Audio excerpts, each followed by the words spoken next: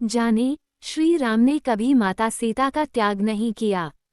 श्री राम और माता सीता का संबंध भारतीय संस्कृति में एक आदर्श और अविस्मरणीय प्रेम संबंध के रूप में प्रतिष्ठित है। वे न केवल एक पवित्र जोड़ी थे, बल्कि उनके जीवन में प्रेम, विश्वास, समर्पण और त्याग की कई अद्वितीय कहानियां हैं। उनके बीच का संबंध महाकाव्य रामायण का मुख्य आधार है। हालांकि कई बार यह प्रश्न उठता है कि क्या श्री राम ने माता सीता को त्याग दिया था या नहीं। ये लेख इसी प्रश्न का समाधान करेगा और यह स्पष्ट करेगा कि श्री राम ने माता सीता को कभी त्याग नहीं किया, बल्कि परिस्थितियां ऐसी थीं जो उनके निर्णयों को प्रभावित करती थीं। दोस्तों, अगर आप चैनल में नए हो तो चैनल सब्सक्राइब करें। वीडियो अच्छा लगा तो वीडियो को लाइक, कमेंट्स और शेयर जरूर करें।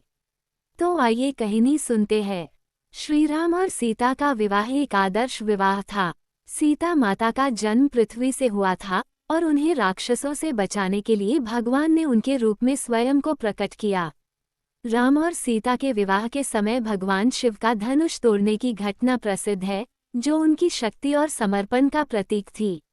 राम के 14 वर्षों के वनवास में सीता ने हमेशा उनका साथ दिया, चाहे वह कठिनाइयां हो या अभाव। उनके समर्पण और सहनशीलता ने उनके प्रेम को और भी पवित्र और सशक्त बना दिया। सीता का राम के साथ वनवास में जाना, यह उनके प्रेम, विश्वास और शुद्धता का प्रतीक था। जब रावण द्वारा अपहरण के बाद सीता माता को श्री राम ने वापस लिया, तब उनके मन में समाज के आरोपों और संदेहों का सामना करना पड़ा। समाज की ओर से सवाल उठे कि क्या सीता ने रावण के साथ कोई अनुबंध किया था या नहीं। श्री राम के मन में सीता की पवित्रता को लेकर कोई संदेह नहीं था, लेकिन समाज के सामने सत्यता को स्थापित करने के लिए उन्होंने सीता से अग्नि परीक्षा लेने की व्यवस्था की। ये कदम केवल समाज के विश्वास को पुनः स्थापित करने के लिए था, न कि सीता के प्रति किसी प्रकार के अविश्वास के कारण। काफी समय बाद, जब कुछ ऋषियों और समाज के लोगों ने सीता के बारे में संदेह व्यक्त किया, तब श्री राम ने उन्हें वनवास भेजने का निर्णय लिया। ये निर्णय एक कठिन स्थिति में लिया गया, क्योंकि श्री राम को न केवल अपनी पत्नी बल्कि समाज के नियमों और अपेक्षाओं का भी पालन करना था। ये निर्णय किसी भी प्रकार के व्यक्तिगत दोष या अपमान से प्रेरित नहीं था, बल्कि यह समाज के दबाव का परिणाम था। राम का ये कदम उनके धर्म, कर्तव्य और राजधर्म के प्रति उनकी निष्ठा को दर्शाता है। श्री राम ने पत्नी को जंगल में नहीं छोड़ा। श्री राम ने माता सीता की जिद पर ही उन्हें अपने गुरु के आश्रम भेजा। जो लांछन सीता पर लग रहे थे वो उनके ऊपर आ गए। लोगों ने सीता पर लांछन लगाना भूल राम को पत्नी को जंगल में छोड़ने के लिए कोसना शुरू कर दिया। इस तरह एक तरफ श्री राम ने पत्नी पर उठने वाले आरोपों की जगह खुद पर आरोप लगना स्वीकार किया, तो माता सीता ने पति के राजधर्म में बाधा न आए इसलिए वन में रहने का विकल्प स्वयं चुना। माता सीता ने श्री राम से कहा यदि वे उन्हें वन में नहीं छोड़ते तो इस कलंक से मुक्ति के लिए वे प्राण त्याग देंगी। सीता माँ के दुख और त्याग को एक पुरुष कभी नहीं समझ सकता और श्री राम जी के दुख को एक नारी कभी नहीं समझ सकती। कोई स्त्री मुख्यमंत्री निवास या प्रधानमंत्री मंत्री निवास की जगह वन या ग्राम में रहने का विकल्प चुने तो ये एक श्रेष्ठ उदाहरण है। आज के नेता पत्नी पुत्र भी ऐसा करे तो पति ईमानदारी से राजनीति कर सकता है, लेकिन परिजन ही नेताओं की सबसे बड़ी कमजोरी बनते हैं। पत्नी सीता को वन में भेजने के बाद श्री राम ने राजधर्म तो निभाया, लेकिन कभी राजसुख नहीं लिया। खुद भी जमीन पर सोए, उसी तरह रहे जैसे वन में रहा जाता है। पत्नी ने अपने पति की मर्यादा और राजधर्म में बाधा हटाने के लिए त्याग किया, तो पति ने राजधर्म के साथ पत्नी को लांछन से बचाने के लिए त्याग किया। आज ऐसे ही राजा चाहिए जो राजधर्म के लिए पत्नी बच्चों को मंत्री आवासों से दूर अपने गांव में रखे और पत्नियां मंत्री, विधायक, पति के पद का दुरुपयोग न करते हुए जनहित में त्याग करें। राजधर्म में परिवार सिर्फ पत्नी बच्चे नहीं होते, संपूर्ण प्रजा होती है, और पति पिता के राजधर्म के लिए बच्चे गांव में, वन में, अपने स्वयं के घर में रहने का विकल्प चुने तो सही मायने में सुधार आ सकता है। एक राजा का अपना कुछ नहीं होता है, सब कुछ राज्य का हो जाता है।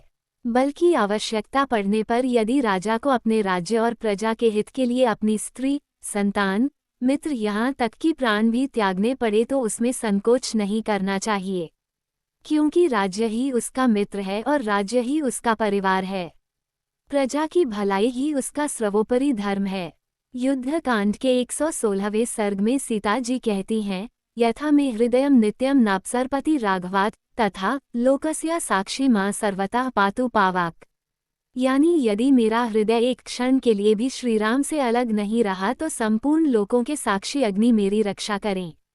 अग्निदेव ने स्वयं प्रकट होकर श्रीराम से कहा कि देवी सीता में कोई पाप या दोष नहीं है, आप इन्हें स्वीकार करें।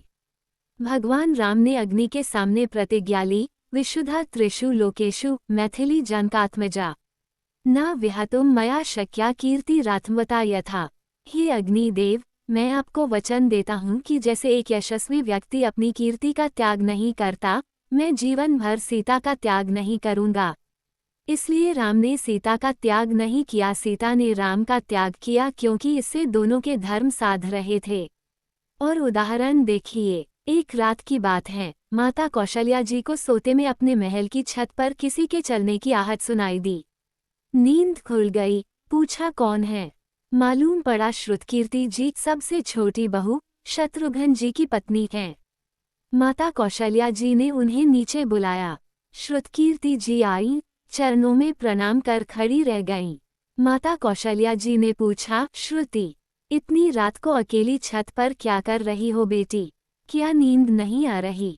शत्रुघ्न कहाँ है? श्रुतिकीर्ति की आंखें भर आई, माँ की छाती से लिपटी, गोद में सिमट गईं, बोली, माँ उन्हें तो देखे हुए 13 वर्ष हो गए। उफ! कौशल्या जी का हृदय कांपकर झटपटा गया। तुरंत आवाज लगाई, सेवक दौड़े आए। आधी रात ही पालकी तैयार हुई, आज शत्रुघ्न जी की खोज होगी। माँ चली। आपको मालूम है शत्रुघ्न जी कहाँ मिले? अयोध्या जी के जिस दरवाजे के बाहर भरत जी नंदीग्राम में तपस्वी होकर रहते हैं, उसी दरवाजे के भीतर एक पत्थर की शिला है, उसी शिला पर अपनी बांह का तकिया बनाकर लेटे मिले। माँ सिरहाने बैठ गईं, बालों में हाथ फिराया तो शत्रुघ्न जी ने आंखें खोली।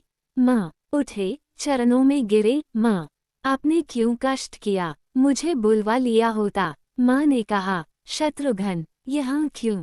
शत्रुघ्न जी की रुलाई फूट पड़ी, बोले, माँ भैया राम जी पिताजी की आज्ञा से वन चले गए, भैया लक्ष्मण जी उनके पीछे चले गए, भैया भरत जी भी नंदीग्राम में हैं। क्या ये महल, ये रथ, ये राजसी वस्त्र विधाता ने मेरे ही लिए बनाए हैं? माता कौशल्या जी निरुत्तर रह गईं। देखो क्या है ये राम कथा, ये भोग की नहीं, त्याग की कथा है। यहाँ त्याग की ही प्रतियोगिता चल रही है और सभी प्रथम हैं, कोई पीछे नहीं रहा। चारों भाइयों का प्रेम और त्याग एक दूसरे के प्रति अद्भुत, अभिनव और अलौकिक हैं। रामायण जीवन जीने की सबसे उत्तम शिक्षा देती हैं। भगवान राम को 14 वर्ष का वनवास हुआ तो उनकी पत्नी सीता माया ने भी सहर्ष वनवास स्वीकार कर लिया।